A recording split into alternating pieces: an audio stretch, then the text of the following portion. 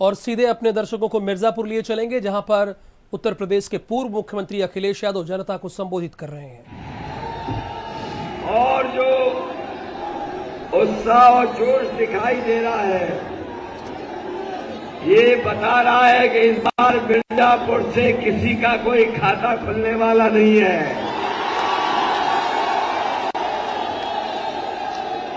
आपने छठवें चरण का भी वोट पड़ते देखा होगा, और जिस तरीके से छठवें चरण में जनता ने वोट डाला है, भारतीय जनता पार्टी के छक्के छूट गए हैं।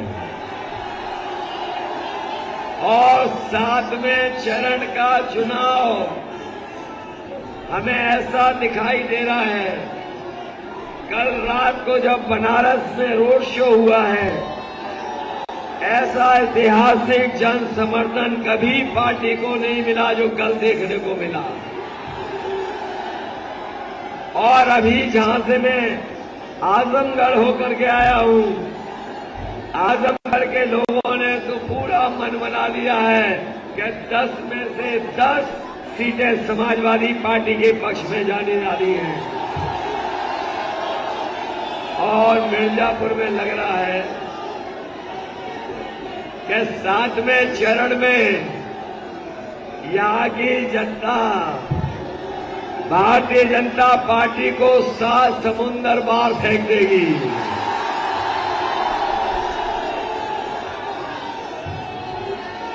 ये मान लें कि 5 में से 5 जीतने जा रहे हैं, ये मान लें। इसके बाद आपसे कोई वोट मांगने वाला नहीं आएगा। इसको आना था, आके चले गए। और देखो यूपी के चुनाव का कमाल देखो, जो लोग टोपी को न जाने क्या क्या कहते थे, बताओ यूपी की जनता की वजह से उन्हें टोपी पहननी पड़ गई कि नहीं पहननी पड़ गई। ये अलग बात है कि ये लोग जो टोपी पहन के आए हैं, वो रंग बदल के पहन के आए हैं। ये रंग बदल के पहन के आए हैं, और इन रंग बदलने वालों को उत्तर प्रदेश की जनता पहचानती है। इस बार इनके चक्कर में कोई फंसने वाला नहीं है। कोई नेता बचाओ बीजेपी का तो बताओ जो ना आया हो। देश के सब नेता आ गए, और उनके भाषण अगर सुनोगे तो आपने महसूस किया होगा कि उनके जो छोटे नेता हैं वो छोटा झूठ बोल रहे हैं, और जो बड़े नेता हैं वो बड़ा झूठ बोल रहे हैं, और जो उनके सबसे बड़े नेता हैं वो सबसे बड़ा झूठ बोल रहे हैं। बताओ ये झूठी पार्टी है कि नहीं है? अरे किसान भाइयों, आपसे कहा था कि आय दोगुनी हो जाएगी। हमें बताओ किसान भाइयों, किसी की आय दोगुनी हुई हो? डीजल महंगा हो गया कि नहीं हो गया? पेट्रोल 100 से पार हो गया कि नहीं हो गया? इन्होंने किसानों को खाद नहीं दी, और अगर खाद की बोरी लेकर के भी आए किसान, तो बताओ 5 किलो की चोरी हो गई कि नहीं हो गई?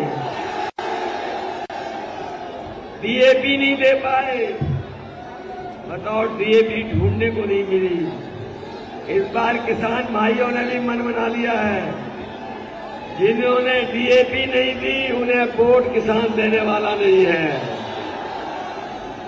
और न केवल किसानों ने, बल्कि हालत देखो बीजेपी की। इनके जो प्रत्याशी हैं, जो वोट मांग रहे हैं, उन्हें देखा होगा आपने मंच पर दंडवत होकर के जनता से माफी मांग रहे हैं। और एक बीजेपी का प्रत्याशी कान पकड़ करके उठक बैठक लगा के वोट मांग रहा है। और अखबारों में तस्वीर वो भी आ गई जिसमें ये दिख रहा है कि एक भारतीय जनता पार्टी का प्रत्याशी तेल मालिश करके वोट मांग रहा है, माफी मांग रहा है। मैं इन बीजेपी वालों को कहना चाहता हूं कि अगर आप सर की चंपी भी करोगे तब भी जनता वोट देने वाली नहीं है। और जिन्होंने किसानों को 3 काले कानून ला करके आंदोलन के लिए मजबूर किया था, 700 किसान शहीद हो गए। मैं बीजेपी के लोगों को कहना चाहता हूं कि अगर बीजेपी के प्रत्याशी कान पकड़ करके 700 बार उठक बैठक लगाएंगे तब भी यहां का किसान और नौजवान इन्हें माफ करने वाला नहीं है। बताओ किसान भाइयों, माफ तो नहीं कर दोगे? ये नौजवान 5 साल से इंतजार कर रहे थे, ये 5 साल से नौकरी और रोजगार के लिए इंतजार कर रहे थे। आप तो नहीं माफ कर दोगे? और जो लोग कह रहे थे गर्मी निकाल देंगे, गर्मी निकालने वाले 6 चरण में ठंडे पड़ गए कि नहीं पड़ गए? और मिर्जापुर तो थोड़ा गर्म रहता है। मुझे लग रहा है यहां के लोग बीजेपी वालों की इस बार भाप निकाल देंगे। हमारे बीएड टेट वालों, भाप निकालोगे कि नहीं निकालोगे? ये रोजगार सेवक 5 साल से इंतजार कर रहे थे, भाप निकालोगे? ये हमारे शिक्षा मित्र होंगे, कहीं पर शिक्षा मित्र भी होंगे, मदद करोगे? ये जो धोखा खाए हैं 69,000, मदद करोगे? ये अनुदेशक नियमितकरण वालों, आपकी मदद होने जा रही है, आप मदद करोगे? इस बार तो लगता है मिर्जापुर से भाप निकलने वाली है। और जो बाबा मुख्यमंत्री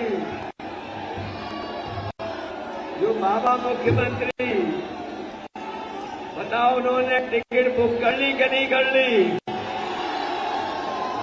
लखनऊ से गोरखपुर की हवाई जहाज टिकट बुक कर ली। और अभी कुछ दिन पहले मैंने पुताई वालों को जाते देखा और पूछा कहां जा रहे हो, तो पुताई वाले कहने लगे कि मुख्यमंत्री आवास में जो काले धुएं के धब्बे लगे हैं उनको पोतने जा रहे हैं। लगता है मिर्जापुर के लोग इतना धुआंधार वोट डालेंगे क्या धुआं करने वालों को धुआं कर दोगे? ये अभी घोर परिवारवादी वाले आए थे, एक नेता आए थे, वो कह रहे थे घोर परिवारवादी लोग हैं हम लोग, लेकिन हम परिवार वाले बाबा मुख्यमंत्री को एक सलाह देना चाहते हैं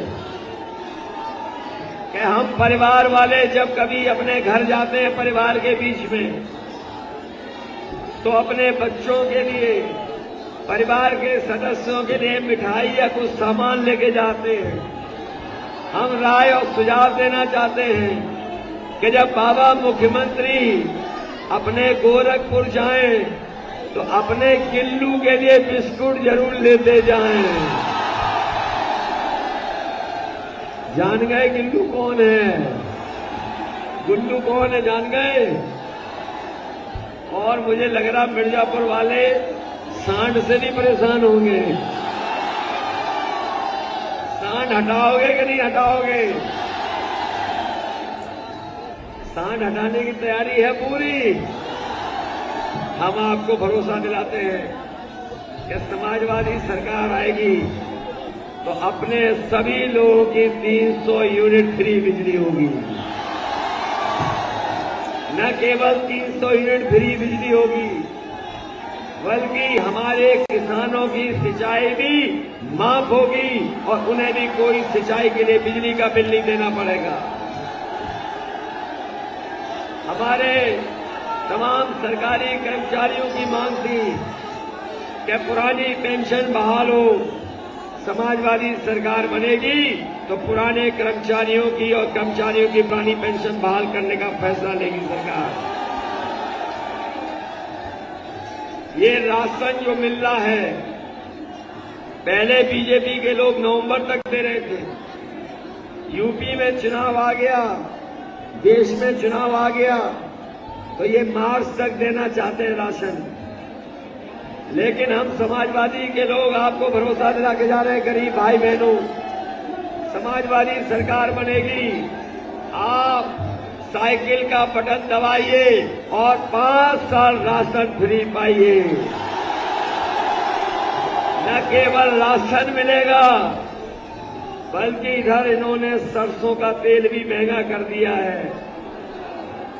गरीबों को राशन के साथ 1 लीटर सरसों का तेल भी फ्री दिया जाएगा।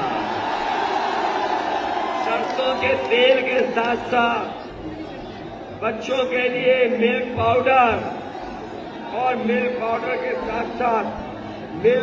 के साथ साथ हमें अगर घी भी देना पड़ेगा तो घी भी फ्री देने का काम करेंगे। इसलिए साथियों, ये चुनाव उत्तर प्रदेश के भविष्य का है। उत्तर प्रदेश का ये चुनाव देश को राजनीति का दिशा दिलाने का है। बीजेपी के लोगों ने उत्तर प्रदेश और हमारे सभी लोगों को धोखा दिया है। मैं आपसे कहना चाहता हूं, बीजेपी ने महंगाई बढ़ाई, बेरोजगारी बढ़ाई, नौकरियां छीन ली। ये नौजवान जानते होंगे, फौज की भर्ती में जाना चाहते थे, लेकिन 30 साल से कोई फौज की भर्ती नहीं हुई है।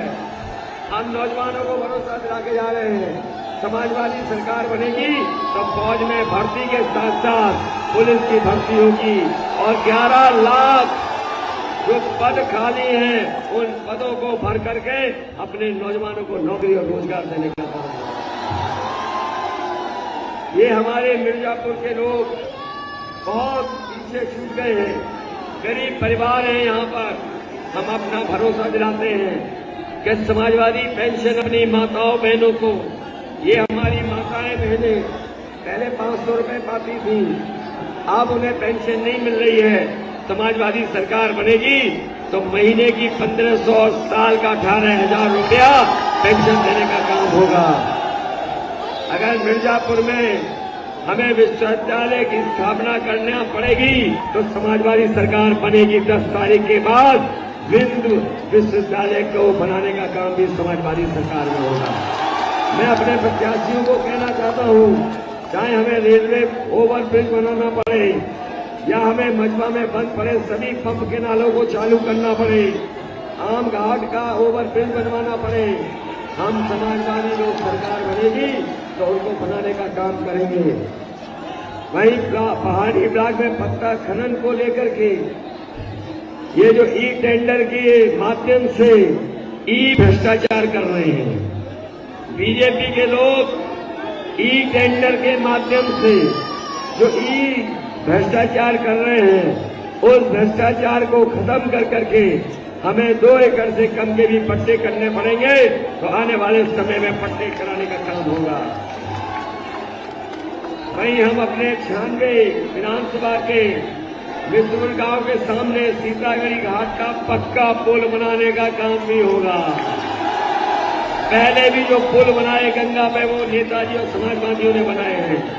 हलिया से नंदना मतवाल न्याय पंचायत को जोड़ने वाली सड़क जो सदियों से वन विभाग के कारण नहीं बन पाई है, सरकार बनने पर वन विभाग से ही कहेंगे कि वो सड़क बनाने का काम करें, क्योंकि वन विभाग में भी कॉर्पोरेशन में ऐसा हजारों करोड़ है जो खर्च किया सकता है वन का संरक्षण करने के लिए। और ये सड़क जब बन जाएगी न केवल गांव के लोगों को बल्कि वन और पेड़ बचाने का भी उस सड़क के माध्यम से काम होगा। हाल ब्लॉक में सदियों से आदिवासी अनुसूचित जाति के लोग वन विभाग की भूमि पर बसे हैं और उन्हें आवासीय पट्टे के रूप में समाजवादी सरकार बनेगी तो आवासीय कब्जा दिलाने के लिए उन्हें पट्टा दिला करके लोहिया आवास दे करके उनके लिए हमेशा हमेशा के लिए घर बनाने का काम करेंगे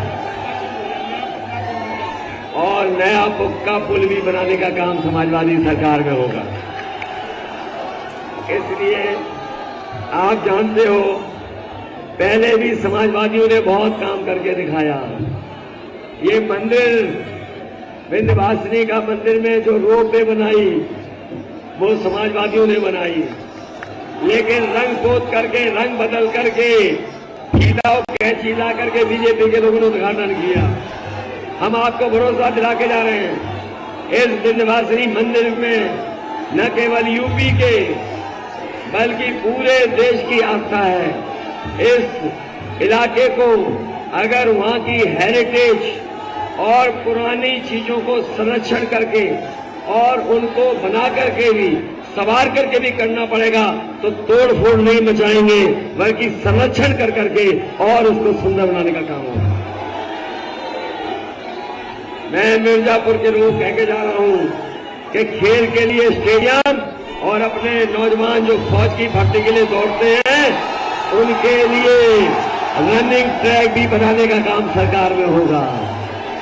इसलिए मदद करोगे सब लोग।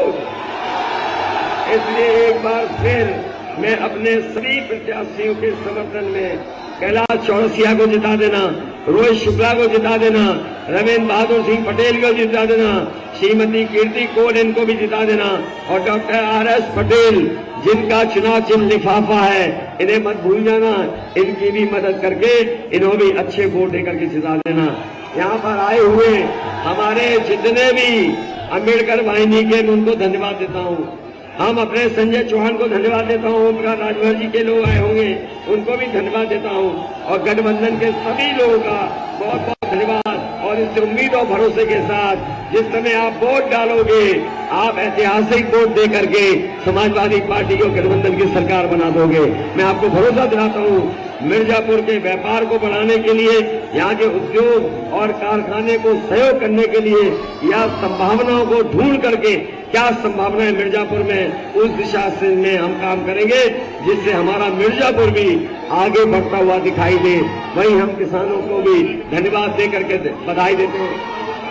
मैं दामोदर जी का धन्यवाद देता हूँ इनके त्याग का और समाजवादी सरकार आएगी तो इनका भी सम्मान करने का काम करेंगे। और पीतल और कानून व्यवसाय को बढ़ाने के लिए जो संभावनाएं होंगी यहाँ के बाजार के लिए या यहाँ के बाजार से बाहर के बाजार में ले जाने के लिए उन संभावनाओं को तलाश करके अलग से बजट देकर खाली चुनाव के समय जिन्हें गरीब या